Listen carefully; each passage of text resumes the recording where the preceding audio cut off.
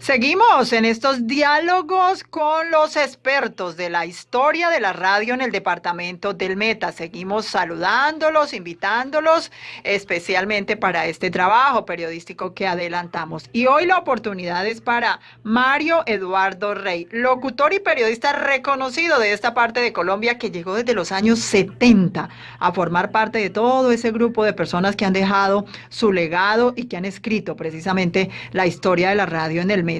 Señor Mario Eduardo, lo saluda este estudio, este espacio especial sobre la historia de la radio en el departamento del Meta. ¿Cómo está usted? Muy bien, Yolanda. Me alegra muchísimo saber que la historia de la radio se teje con quienes de una u otra forma le hemos aportado a un medio tan bello, a una carrera tan especial como es la comunicación, de la cual me precio de pertenecer. Es mi pasión, es mi enamorada constante, es mi segundo hogar, si se quiere, y eso pues hace posible que estemos hoy todavía, diríamos, vigentes en este difícil medio que hoy por hoy se está dando, no solamente a nivel de periodismo, sino a nivel radial. Mi ingreso a la radio sucede terminada prácticamente en la década de los 70, iniciando 70. Me emplean como mensajero de La Voz del Llano, patrimonio en aquella oportunidad del departamento del Meta. Allí eran los oficios varios, de ser el mensajero, el correo, los tintos, los mandados, en fin, todo lo que le corresponde a un mensajero.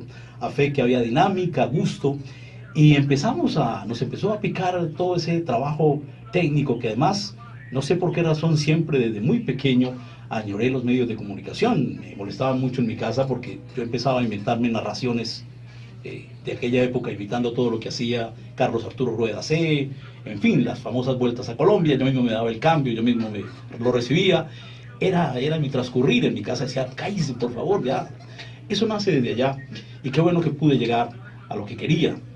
Luego de varios meses como mensajero de la emisora Voz del Llano, aprendí ya toda la técnica, el manejo de la consola, de la grabación y demás, y un retiro que hubo de un compañero que se llamaba Jorge Cárdenas en aquella oportunidad permitió que la gerencia y la presidencia de La Voz del Llano en aquella oportunidad me premiara para que fuera el nuevo operador de sonido de La Voz del Llano por todo lo que había dejado en mi trabajo como mensajero y además por lo que aprendí rápidamente todo el proceso de ser operador máster o control, como popularmente se llama.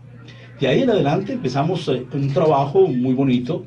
Era la radio, una radio que podríamos decir aún todavía era una radio obsoleta, una radio que se hacía todavía con las manos.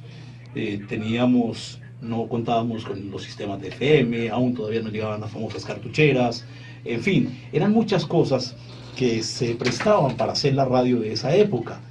Aún llegaban los vinilos.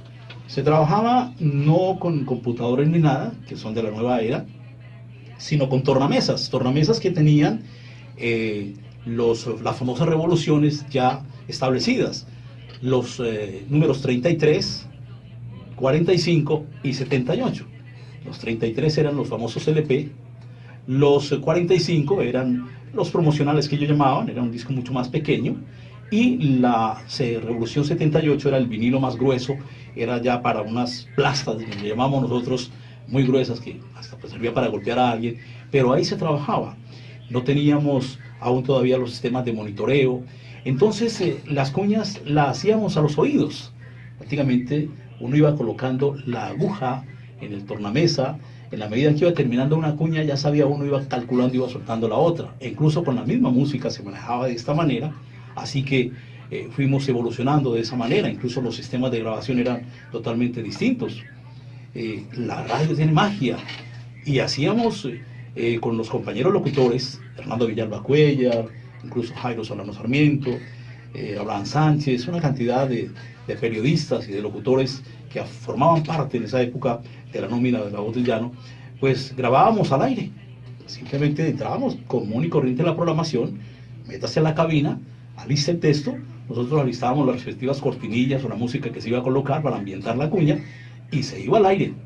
A veces salía de una, ya quedaba la cuña montada. A veces nos tocaba repetirla hasta 2 o 3 veces porque o fallaba el locutor o fallábamos nosotros en el operador para utilizar la música. De pronto el público no notaba eso mucho, pero igual a eso hacía parte de las grabaciones, porque no había hoy el famoso estudio de grabación, sino que tocaba aprovechar esos instantes para grabar. Con el tiempo, a veces incluso, cuando se tenían que grabar promociones varias, sobre todo cuando llegaban los festivales, los festivales de la canción colombiana, los otrora festivales de la canción colombiana, lo mejor que ha tenido el país en materia musical.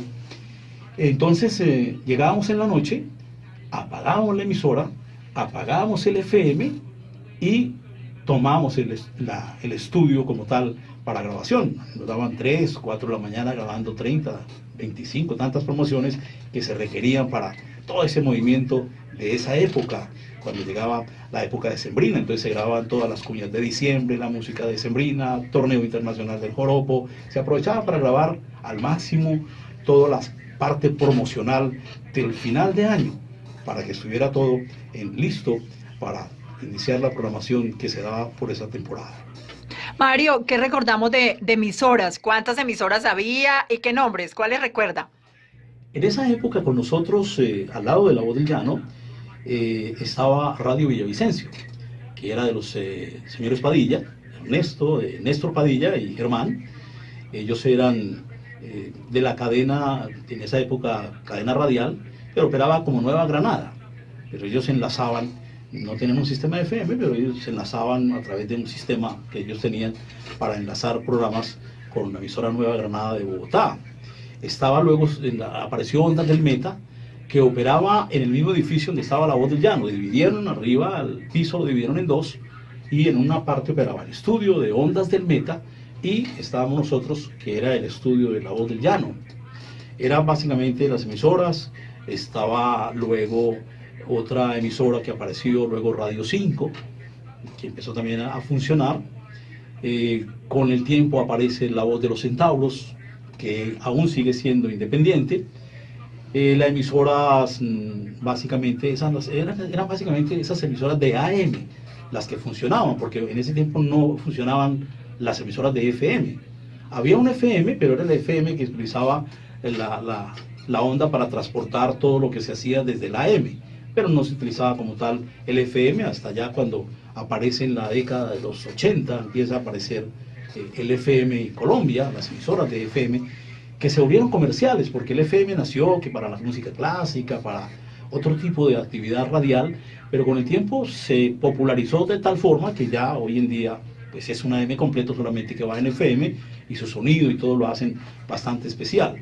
Pero por esa época de ese arranque, incluso entiendo yo que hubo una primera Voz del Llano, antes de ser lo que fue realmente La Voz del Llano.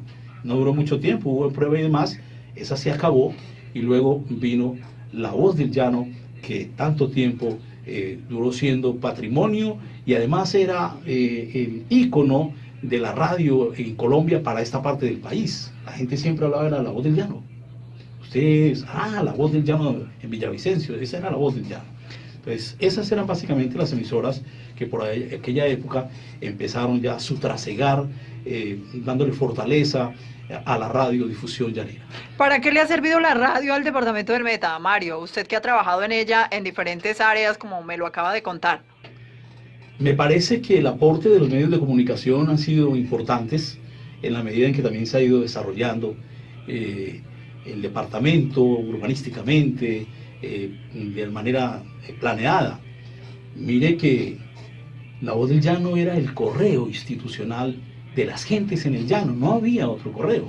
Pues habían los correos de los famosos Telecom, que llegaba el telegrama, que eso duraba 3, 4, 5 días en llegar, las cartas que enviaban de una parte a otra, que era por el correo a través de todo lo que representaba los correos nacionales. Pero La Voz del Llano optó un sistema bastante interesante, que era con los mensajes urgentes al llano, o los mensajes al llano. Entonces las personas que necesitaban un mensaje para la finca Santa Rosalía, para la vereda tal, el municipio tal, se dirían a la emisora, se cobraba, creo que era 2.000 pesos, 3.000 por esa época, no me acuerdo mucho qué era el valor de cada mensaje. Les decía, mire, es que le quiero comunicar a la señora Margarita Pérez en la finca La Bellavista, allá en el municipio del Castillo, que por favor estén listos porque esta semana viajan sus familiares allá, que vienen de Bogotá. O lo contrario, que por favor manden la remesa, el mercado, lo que vayan a mandar, porque pasa Gerardo a recogerlos aquí en Villavicencio. Ese era el correo institucional, los famosos mensajes urgentes para el llano. La Voz del Llano tenía incluso una campana, que es un tema que identifica el reloj de los pasteles verdes. Tim, pim, pum, sonaba así: mensaje urgente para el llano, atención. Entonces entraba el locutor, presentaba el mensaje, y esa era la forma como operaban. Incluso con el tiempo, le cuento Yoli, ese mensaje urgente para el llano tuvo inconvenientes, no porque se quisiera hacer de manera directa. Cuando empezó la época del narcotráfico, la época del transporte de las famosas mercancías, entonces las autoridades empezaron a notar que en los famosos mensajes decía: se informa a Pedro Aunarita, en la vereda tal o en la finca tal, allá en no sé qué, en Arauca o en Casanare, o dependiendo, que la mercancía o que ya está en camino. Cuando empezaron ese constante mercancía, entonces le tocó cambiar el sistema, y Yolanda iba, o cualquier persona iba, y simplemente colocaba su mensaje, y chao.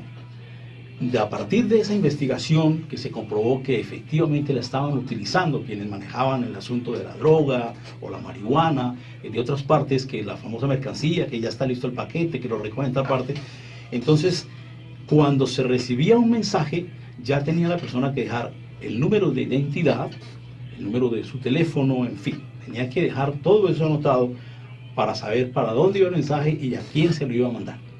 Mario, hoy la radio del Meta, ¿cómo la calificas y qué futuro le ves?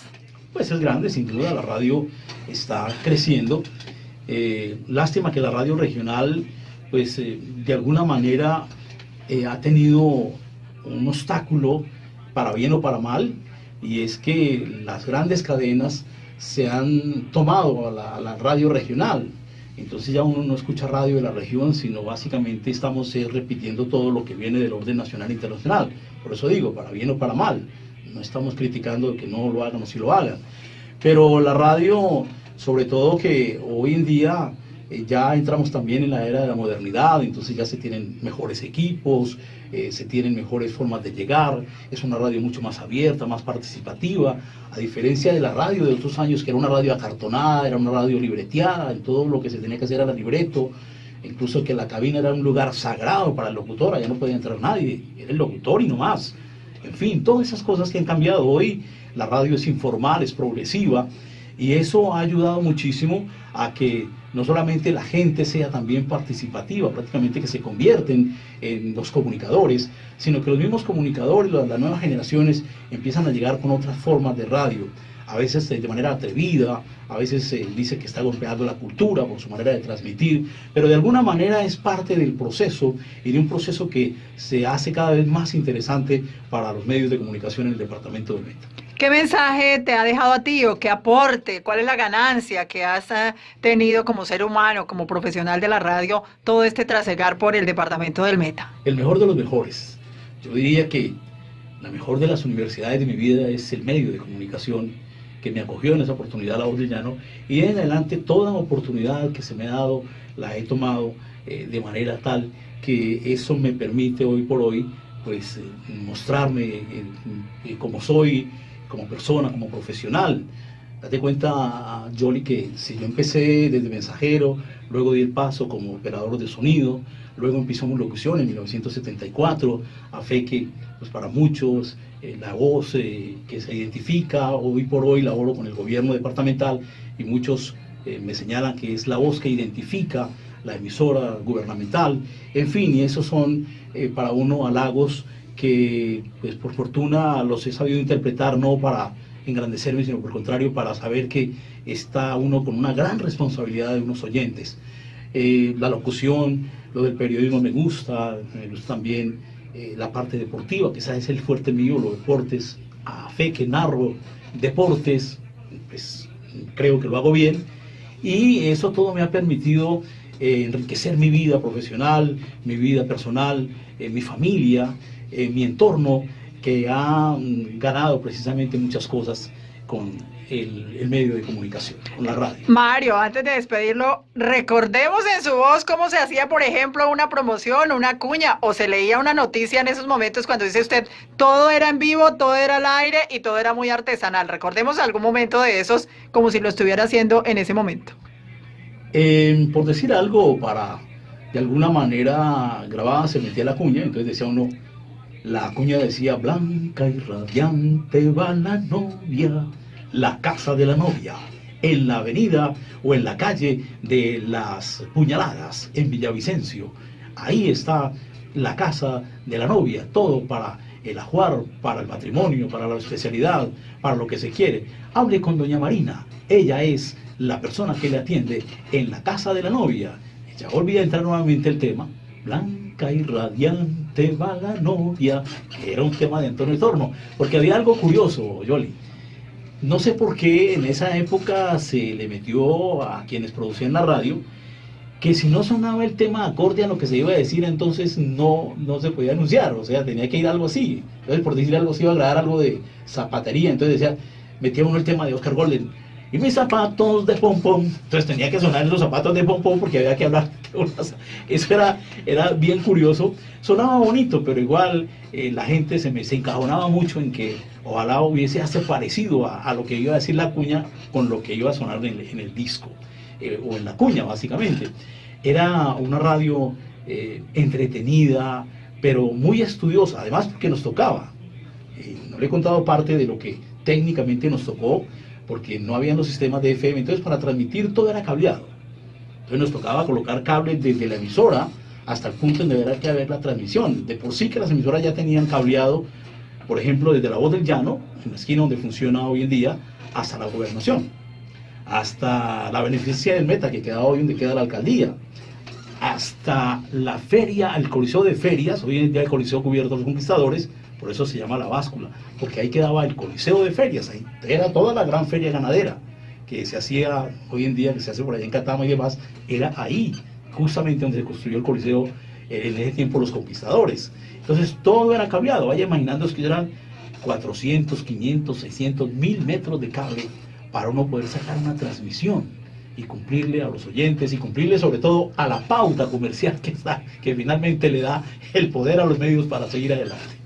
Con esa risa que lo que caracteriza, pero sobre todo con esa voz tan fuerte y tan especial y reconocida en el departamento del Meta, le agradecemos a Mario Eduardo Rey, uno de los locutores y periodistas más importantes de esta parte de Colombia, pero sobre todo quien ha ayudado a escribir la historia de la radio en esta parte de Colombia. Mario, muchísimas gracias, por supuesto, por haber apoyado este trabajo. Que tenga buen día. Muchísimas gracias, Yoli. Qué rico poder haber podido contribuir con eso que me engrandece y engrandece todo el trabajo que se está haciendo por los medios y la radio en el Meta.